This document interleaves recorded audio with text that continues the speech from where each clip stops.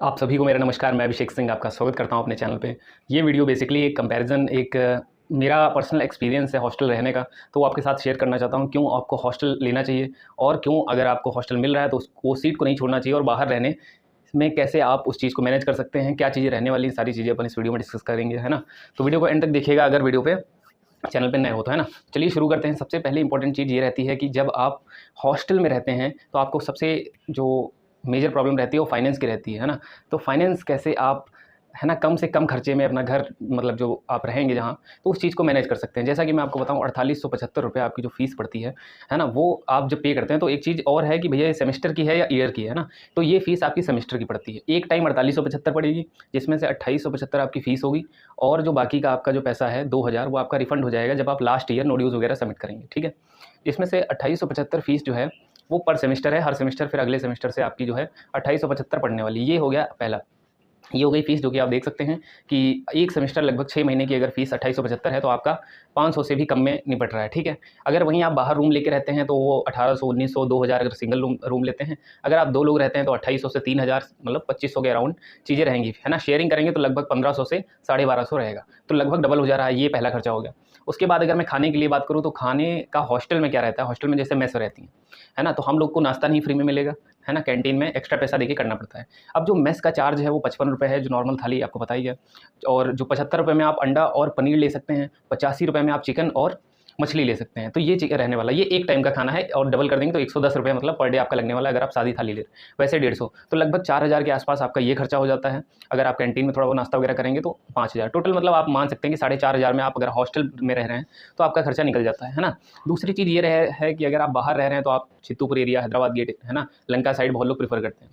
लेकिन चित्तूपुर एरिया सबसे अफोर्डेबल है। चित्तूपुर और सीर गेट, जिनके पास साइकिल वगैरह होती है, most of the students prefer करते हैं अपने इस एरिया को, क्योंकि सस्ता एरिया है। अब एक और चीज़ देखो, हॉस्टल में रहने के और भी बहुत सारे फ़ायदे होते हैं। हॉस्टल में सबसे पहली चीज़, क्योंकि देखो आप लोग यूनिवर्सिटी में आए हो, आप लोग पढ़ने के लिए आए होते हो, है ना। अगर आपका एकेडमिक ही बिगड़ जाएगा तो कहीं न कहीं आपको दिक्कत हो सकती है। और बाहर रह के मैनेज कर पाना, क्योंकि आप पैदल आओगे, अगर साइकिल नहीं है, पैदल आओगे, पैदल जाओगे तो कहीं वहाँ पे थकान आ जाएगी। अगर आप साइकिल से भी हो तो आना-जाना गर्मियों में बहुत ज़्यादा हेक्टिक हो जाता है। अगर आप हॉस्टल में हो तो आपको 2-3 मिनट लगते हैं फैकल्टी जाने में। कभी आप लेट हो जाओगे, आपकी क्लास छूट जाएगी अगर आप बाहर रहते हैं। तो मेरा मतलब सजेशन ये है कि जिनको हॉस्टल मिल रहा है वो लोग बिल्कुल ना छोड़ें, और वो लोग बहुत अच्छे से पढ़ें जिनको हॉस्टल नहीं मिला है। पहले सेमेस्टर के मार्क्स पे आपको पता है हॉस्टल मिलता है, ठीक है। दूसरी चीज़ ये हो गई कि आप जब बाहर रहते हैं, है ना, तो आप ये करेंगे, मान लीजिए अगर आप खाना नहीं बना रहे हैं, तो आपको खाना खाने के लिए मेस आना पड़ेगा, है ना। अगर आप खाना नहीं बना रहे हैं, नॉर्मली क्या रहता है, मोस्ट ऑफ द स्टूडेंट नहीं बनाते हैं, जो कि मेस प्रेफ़र करते हैं, तो बाहर के लोग मेस में खा सकते हैं, बिल्कुल सही बात है ना। लेकिन वो कंसिस्टेंसी नहीं रहेगी, कभी आप खाओगे, कभी नहीं खाओगे, फिर आलस आएगा और उस चीज़ में भी छूटेंगी। ये पर्सनल एक्सपीरियंस है जो मेरा रहता था। मैं आपको बता रहा हूँ कि कभी जैसे दूर पड़ता था, मैं पैदल जाता था और 1 साल तक मैं पैदल ही ट्रैवल किया हूँ, तो मुझे पर्सनली बहुत दिक्कत होती थी, बाहर रहता था और आने-जाने में बहुत ज़्यादा दिक्कत होती थी। ठीक है, अभी फ़िलहाल बाइक हो गई तो ये है कि 2-3 मिनट लगते हैं फैकल्टी जाने में, वो स्मूथ है। लेकिन साइकिल भी आप प्रेफ़र कर सकते हैं। साइकिल अगर आप, है ना, आते ही ले लेंगे, आपको 1500 से 2000 तक के बीच में आपको साइकिल वगैरह मिल सकती है ना।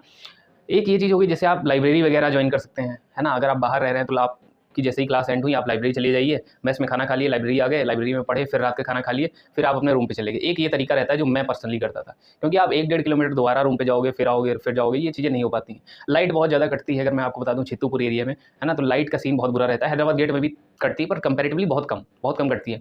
लेकिन चित्तूपुर एरिया आपको गर्मियों में बहुत दिक्कत देगा, बहुत ज़्यादा गर्मी होती है, एक्सट्रीम हीट होती है, तो वहाँ पर चीज़ें मैनेज करना बहुत मुश्किल हो जाती हैं। अब देखो हॉस्टल में और चीज़ें मैं आपको क्या बताऊँ, जैसे आप किसी गवर्नमेंट एग्ज़ाम की तैयारी करना चाहते हैं, आप फर्स्ट ईयर में हैं तो आप ऑब्वियस सी बात है एसएससी, है ना, एसएससी बता रहा हूँ, सॉरी, नीट जेईई प्रिपेयर करेंगे ही करेंगे, है ना। बहुत सारे नीट की तैयारी 1-2 साल करते ही रहते हैं, है ना। बाकी आपको पता है हॉस्टल में समय बहुत बच जाता है ना। क्लास करके आए, हॉस्टल में आए, हॉस्टल में आपको एक माहौल अच्छा मिलता है, लाइट हर वक्त रहेगी, है ना, ठंडा पानी मिल जाता है, लाइब्रेरी होती है, तो कहीं न कहीं इतनी सारी जब सुविधाएँ हैं। और दूसरी चीज़, एक एनवायरनमेंट जो हॉस्टल का माहौल रहता है, चाहे वो एग्ज़ाम टाइम पे हो, चाहे वो आपका जो रूम पार्टनर होगा, अगर वो पढ़ने वाला है तो बहुत अच्छा है, अगर नहीं पढ़ने वाला है तो आस-पास के जो रूम जब आप रात को जलते हुए देखोगे तो कहीं न कहीं आपके अंदर एक मोटिवेशन आता है उनको देख के कि यार सब पढ़ रहे हैं, मैं ही नहीं पढ़ रहा हूँ, तो आप इस चीज़ को इनिशिएट करते हैं ना। तो कहीं न कहीं मतलब, अब अगर आप बाहर रह रहे हैं तो ये चीज़ स्पॉन्टेनियसली नहीं हो पाएगी, कभी आप जाओगे, लेट गए, वो चीज़, है ना। मतलब वो बहुत कंसिस्टेंसी चाहिए होती है बाहर रहकर और उसी फ्लो में पढ़ पाना, है ना। तो मेरा, जैसे मैं आपको सारी पर्सनल एक्सपीरियंस बता रहा हूँ, क्योंकि फर्स्ट ईयर में मेरा रिजल्ट उतना कुछ खास गया नहीं था, 7 सीजीपीए के ऑलमोस्ट था।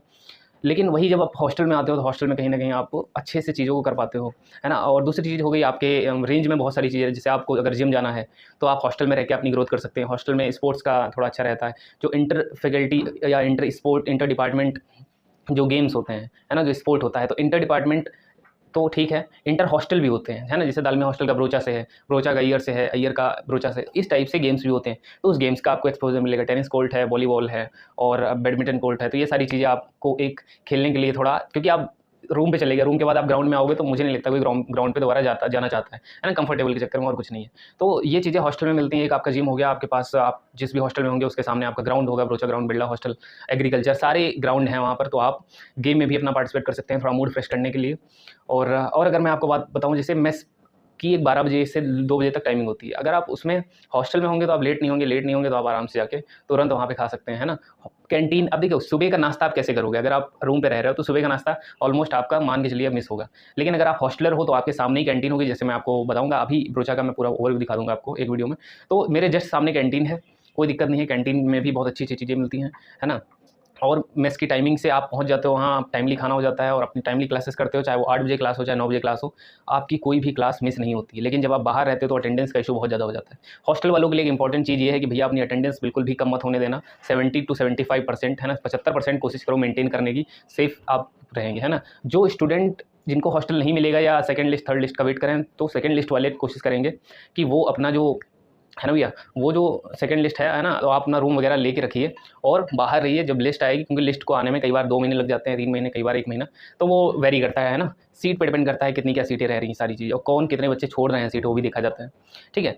दूसरी चीज़ एक ये है, जब आप हॉस्टल में होते हैं तो आपके जिम, जैसा कि मैं आपको बताऊँ, जिम यहीं पास में ही है, तो आप जिम का फॉर्म वगैरह फिल करके जिम वगैरह भी कर सकते हैं, और भी कई सारे स्पोर्ट हैं जिनमें आप पार्टिसिपेट करते हैं, है ना? तो हॉस्टल के ये सारे मैंने आपको हॉस्टल में रहने के फ़ायदे, बाहर रहने के, है ना, नुकसान, सारी चीज़ें बताई हैं। और देखो एक और इम्पोर्टेंट चीज़ ये होती है कि अगर आप बाहर रह रहे हैं, जैसे मान लीजिए रूम में, तो रूम में आप अकेले रह रहे होंगे या साथ में रह रहे होंगे, रूम का उतना अच्छा माहौल आपको नहीं मिलेगा, है ना? तो कोई पता चला पूरा टाइम स्क्रॉल कर रहा है तो उसमें समय बीत गया, तो आप अपनी ग्रोथ पे फोकस नहीं कर पाते हो। लेकिन जब आप हॉस्टल में होते हो, वहाँ पे कुछ थर्ड ईयर के स्टूडेंट होते हैं, सेकंड ईयर के होते हैं, एक सीनियर जूनियर इंटरेक्शन बना रहता है ना? तो सीनियर से देखो बना के रखनी चाहिए, चाहे वो नोट्स के लिए हो, चाहे बहुत सारी चीज़ों में काम आते हैं, बहुत हेल्पफुल होता है। जैसे मैं जब फर्स्ट ईयर में था, तो मेरे एमएससी जियोफिज़िक्स के एक भैया थे, मैं उनके रूम में जाया करता था, क्योंकि फर्स्ट ईयर में मेरे पास हॉस्टल नहीं था। तो मैं गेम वगैरह खेलता था, तो एक बार उन्होंने देख लिया मुझे गेम खेलते हुए, तो उन्होंने पर्सनली एडवाइस दी कि देखो यार, बहुत सारी चीज़ें हैं जो तुम कर सकते हो इस गेम के अलावा, और वो अच्छी चीज़ है ना? जैसे आप बुक्स पढ़ सकते हो, है ना? जो हिंदी साहित्य आपको सेंट्रल लाइब्रेरी, साइबर लाइब्रेरी इसीलिए दी गई कि आप मोस्ट ऑफ द टाइम वहाँ पर अपना स्पेंड करें और कुछ सीखें, है ना? दूसरी चीज़ जिम हो गया, आप जिम जा सकते हो, आप कोई स्पोर्ट खेलिए, आप सिंगिंग में पार्टिसिपेट करिए, आप डिबेट में पार्टिसिपेट करिए, और डांसिंग वगैरह, मतलब जिस चीज़ में आपको लग रहा है कि हाँ, मैं कर सकता हूँ, उस फील्ड में पार्टिसिपेट करो, अगर आप हॉस्टलर हो, है ना? एक हॉस्टलर का समय बचता है, देखो यहाँ कितने सारे लोग फुटबॉल खेलते हैं, तो कहीं न कहीं मुझे लगता है हॉस्टल बेस्ट है ना? सबको लेना चाहिए। दूसरी चीज़ ये है, एग्ज़ाम, चाहे जितने आप एग्ज़ाम देखते हैं ग्रेजुएशन के बाद, चाहे वो गवर्नमेंट एग्ज़ाम हो, चाहे गेट हो, है ना? नेट हो, चाहे वो आईटी जैम हो, है ना? और भी जितने गवर्नमेंट एग्ज़ाम हैं, वो हॉस्टल से कई बार ऐसा होता है एक ही रूम में, है ना? दोनों जो रूममेट थे उनकी अंडर 100, अंडर 50 रैंक आ जाती है। तो कहीं न कहीं देखिए माहौल ये ही है जो इंसान को बेहतर बनाता है ना? तो उस चीज़ पे इंसान को, मुझे लगता है हम लोग सबको फ़ोकस करना चाहिए। और हॉस्टल जिनको भैया मिल रहा है, मेरी तरफ से कांग्रेचुलेशंस, और जिनका 50-50 है वो लोग मुझे कमेंट में बताएँ कि उनका कितना स्कोर है, कैटेगरी है। सारी चीज़ें अगर आप बता देंगे तो मैं आपको बेहतर तरीके से बता पाऊँगा। डिस्टेंस भी बता देना कि आपको हॉस्टल मिल सकता है नहीं, है ना? So thank you guys, all the very best.